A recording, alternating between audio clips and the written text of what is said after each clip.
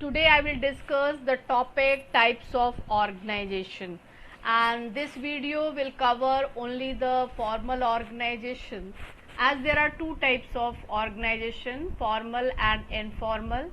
Here the definition is already given. It first is formal organization refers to the organization structure which is designed by the management to accomplish a particular task. Means the structure is created that clearly define the superior subordinate relationship, authority and responsibility of every individuals, and the designation of every individual in the organization. And this structure is created intentionally for the achieving organizational goals by the manager, as it is intentionally created to achieve the goal of the organization.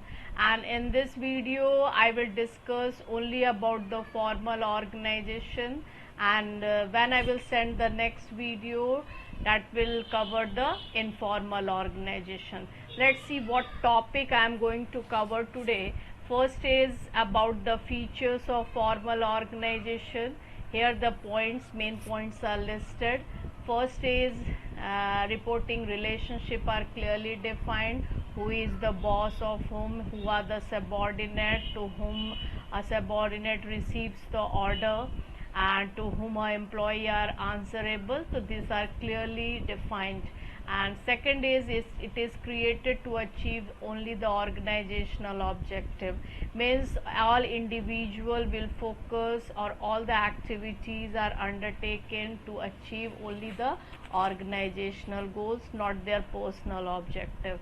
And second is the coordinate the efforts of various departments, as if suppose any conflict arises between the two departments, so it is the responsibility of manager to settle the disputes and create the environment of coordination.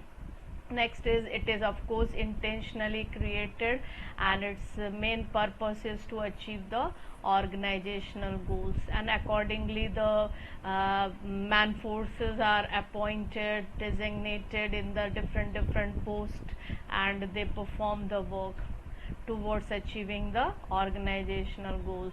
And fifth is it places more emphasis on work, not to develop the interpersonal relationship. Means that all individuals should focus on achieving organizational goals. All the activities are undertaken towards achieving the goal, not to develop the personal relationships. Means personal ego should not clash while performing the activities of organization.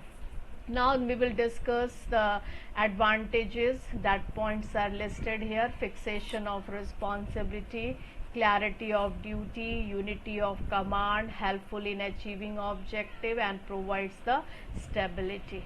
And then we will discuss, of course there are some disadvantages also. First is that delay in actions, because lots of formality is needed. You have to receive the order, then only you can execute any work, so that may leads to missing the opportunities. And there is a lack of initiative. No one is taking initiative. They are waiting for the order and instruction from the top, and accordingly they are performing. So no one creativity cannot be generated due to this in the formal organization. And then is that ignores the human elements. Means main focus is done on the work, not to developing the relationship between the human being. So here work is given more importance than the human being.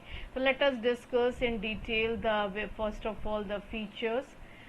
Here are the points explained in brief, and you just note down in your BST copy by the time. And first is that reporting relationship, that it specifies the reporting relationship among various job positions and the nature of their interrelationship. this clarify who has to report to whom, means there is a clear cut superior subordinate relationships and who are working at which post, that is also clearly defined. Then second feature, created to achieve the organizational objective, means